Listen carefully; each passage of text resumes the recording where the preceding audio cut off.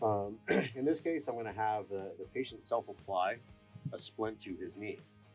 For the knee splint, what we need 2 of the aluminum splints. So these 36-inch aluminum splints.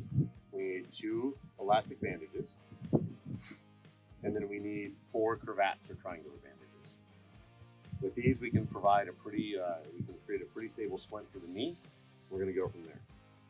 So the first thing that we need to do is we need to create a fan with the aluminum splints. So what we're going to do is we're going to basically, make a V with them so the tips are basically just overlapping, coming down to a single point, and flatten it out as much as possible.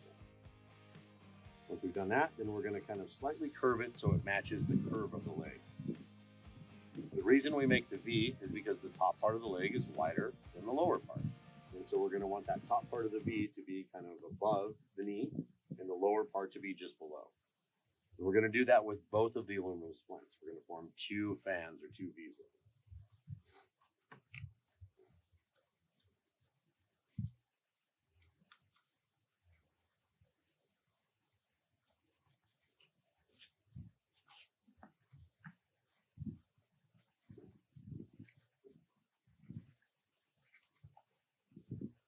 Once you form the two splints in the shape that you need, then we need to anchor them down. And we're going to go ahead and use the triangular bandages for that. So the first one that we're going to do, in this case, if we're going to self-apply, we can either do it above or below the knee. It doesn't really matter. The first couple are just going to anchor it in place. And we may have to readjust these later, so don't get too invested in this being the final resting spot for these. He's going to go ahead and loop it around front to back, tie a simple overhand knot, and then tie a bow to anchor that off. And that's going to allow him to readjust it later on.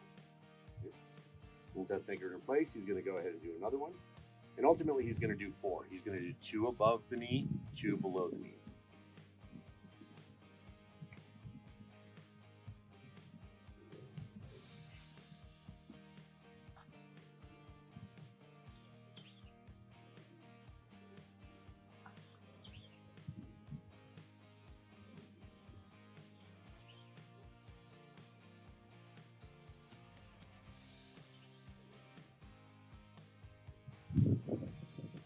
Now, if he finds that the knots are a little bit uncomfortable where they're at, you can always shift the knot off to the side on the splint.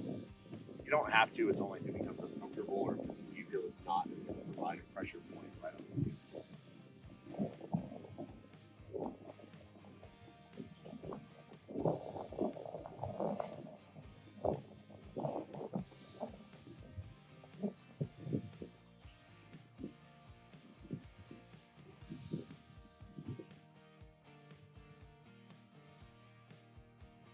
He's going to go ahead and tuck in all those extra tails just so they're not flying about, being a potential snag hazard on something.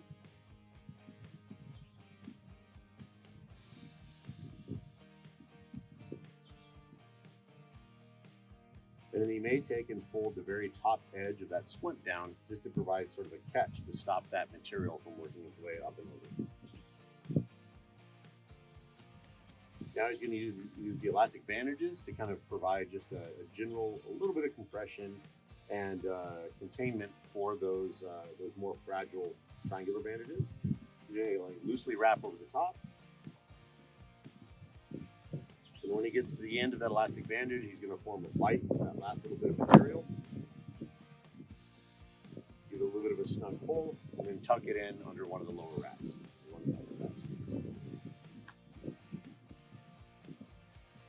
Do the same thing on the upper set.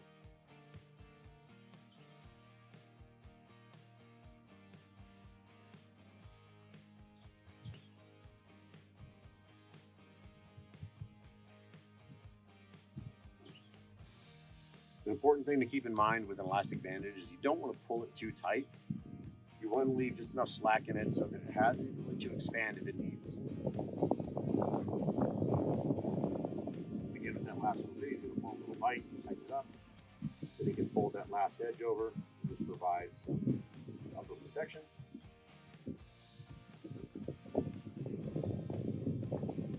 Kind of form it to the leg. We have a stable knee spine.